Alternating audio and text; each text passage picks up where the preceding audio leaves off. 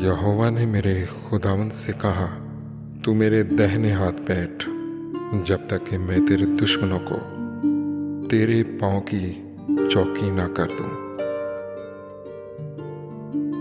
खुदावंद तेरे जोर का असा सयून से भेजेगा, तू अपने दुश्मनों में हुक्मरानी कर। लश्करकशी के दिन तेरे लोग खुशी से अपने आप को पेश करते हैं। तेरे जवान पाक आराइश में हैं और सुबह के वतन से शबनम की मानिंद। खुदावंद ने कसम खाई है और फिरेगा नहीं कि तू मलके सिदक के तौर पर अब तक कायम है। खुदावंद तेरे दाहिने हाथ पर अपने कहर के दिन बादशाहों को छेद डालेगा।